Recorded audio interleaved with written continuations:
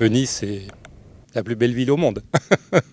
No, c'est une très belle ville. Venezia è la città più bella del mondo. Da qui si possono visitare tanti posti e la gente è molto accogliente. A Malte, en France, on n'a jamais rencontré vraiment la convivialité qu'il peut y avoir ici. Voilà. Patrick è un diportista di lungo corso, ha frequentato con la sua barca molte marine nel mondo, a Malta, in Tunisia, ma quando è approdato a Venezia se n'è innamorato e non ha più mollato gli ormeggi. Una città costruita sull'acqua, un intrico straordinario di sontuosi palazzi sostenuti da pali di legno conficcati nei canali disegnati dalla laguna. Venezia è una repubblica marinara, la navigazione è il sistema di trasporto e movimento per antonomasia.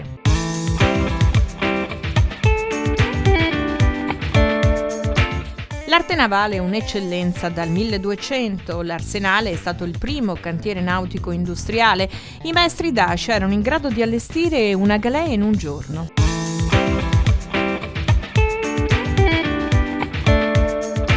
Esplorare la laguna significa conoscere Venezia nel profondo, significa accorgersi che il cuore storico è circondato da isole protette dal mare.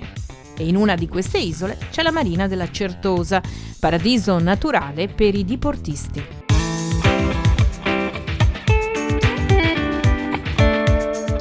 Viene più voglia di raccontare la laguna, le isole meno conosciute, senza però trascurare gli angoli della città, anche storica, che sono rappresentativi del rapporto con l'acqua. È inutile dire che ci piace l'idea che con il proprio tender o con una piccola natante anche il diportista, armatore di una imbarcazione più grande, possa esplorare il territorio. Quindi consigliamo anche i luoghi dove c'è un ormeggio, dove c'è una fondamenta, quei posti, pochi purtroppo, in cui si può raggiungere e esplorare la città con la propria barca, fermarsi per gustare i prodotti tipici del territorio piuttosto che visitare i musei meno conosciuti. La visita della città di notte è molto più suggestiva che in tanti altri momenti, soprattutto d'estate.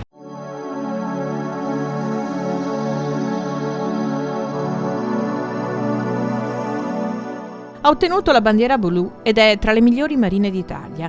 La Marina della Certosa è la prima a ricevere questo riconoscimento nel capoluogo lagunare.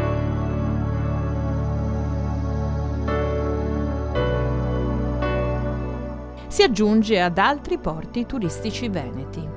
L'isola dove sorge era in età napoleonica una fabbrica di armi ed esplosivi, ora è un esempio di rigenerazione urbana, grazie alla collaborazione tra il comune e la società Vento di Venezia che gestisce l'home port nautico.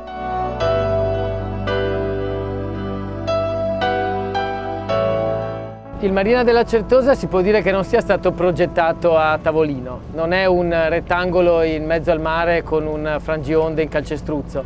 Si è dovuto un po' adeguare, un po' come tutta Venezia, all'orografia del territorio, al piccolo canale della Certosa che è stato modificato tra il 2009 e il 2012, realizzando una barena artificiale a protezione di circa 45.000 metri quadrati di specchio acqueo. Metà di questi sono dedicati ormeggio tutto realizzato su pontili galleggianti dotati di finger, molto comodi per gli ospiti che possono smontare dalle unità sia di poppa che di lato, e sempre dotati di luce, acqua e rete dati, così come prescritto dalla recente normativa dei Marina Resort.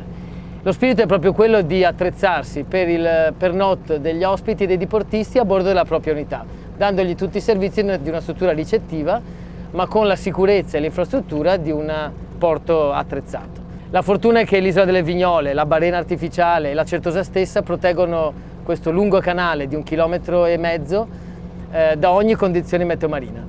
Il piano degli ormeggi prevede circa 400 stalli, 12 dei quali per grandi navi da diporto fino a 60, anche 70 metri, un centinaio per natanti lagunari, dedicati soprattutto a veneziani o comunque a un pubblico che utilizza l'imbarcazione come day cruiser, come escursioni lagunari. Circa 50 sono gli ormeggi dedicati ai visitatori, legati proprio alla funzione dell'isola parco e anche agli ormeggi di transito anche di poche ore, e la maggior parte del porticciolo ospita invece unità tra i 30 e i 60 piedi in un specchio acqueo che si sviluppa su 4 pennelli per imbarcazioni fino a 60 piedi e altri 2 per imbarcazioni fino a 40. Complessivamente vi sono quasi 400 ormeggi con un fondale variabile dai 4 metri fino ai 7 metri.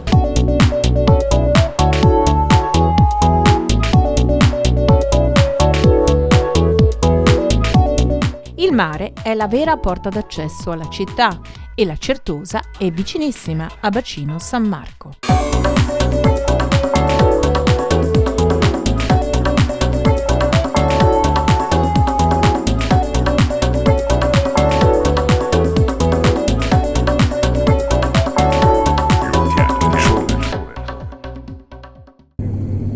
Anche Bacino San Marco offre degli ormeggi di grande impatto e molto suggestivi. La banchina dell'Adriatica in Canale della Giudecca, Punta della Salute, tutta riva dei Sette Martiri e San Biagio, aggiungendoci poi le 2 sedi prestigiose della Compagnia della Vela a San Marco e a San Giorgio, riempiono Bacino San Marco di quella che ci viene ricordata forse meglio di tutti dai dipinti di Canaletto e dei grandi vedutisti del 6 e del 700. C'è una città di mare gremita di barche che collegano un'isola e l'altra e in generale una città che vive di economia marittima.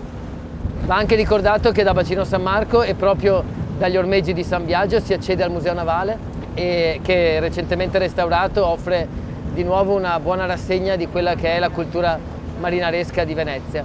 E da lì dentro l'Arsenale, dove oltre all'estemporanea iniziativa del Salone Nautico si può leggere la cultura marinaresca e l'industria nautica della Serenissima.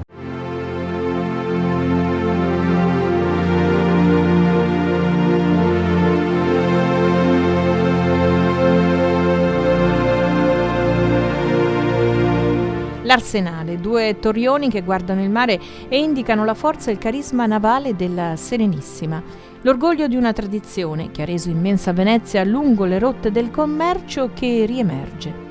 La prima edizione del Salone Nautico, tra le tese, ha voluto restituire alla Signora dei Mari la sua identità.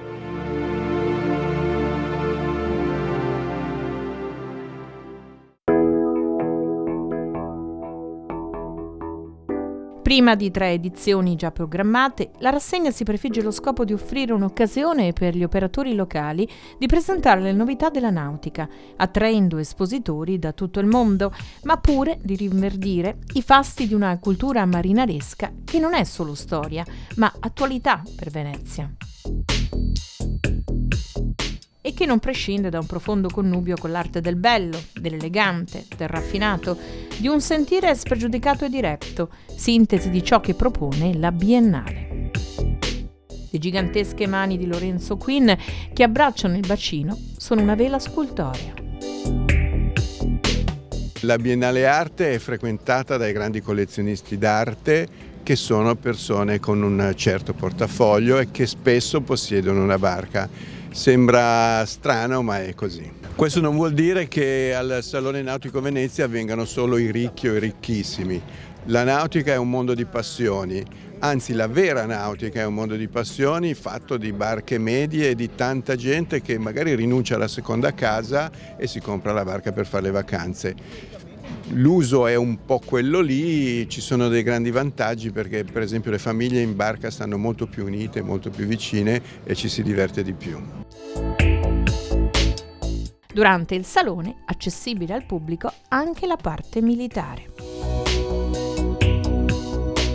Un'iniziativa interessante lanciata molti mesi fa dall'amministrazione comunale di Venezia e che è stata fin da subito condivisa e assecondata dalla Marina Militare e che quindi ha messo a disposizione del Salone e della città gli specchi acquei della nostra base navale e anche gli spazi a terra, appunto nella consapevolezza che questo Salone Nautico è una vetrina molto importante per la città in un settore, quello della nautica da diporto, che esprime un settore nel quale il nostro paese esprime delle realtà di grande eccellenza.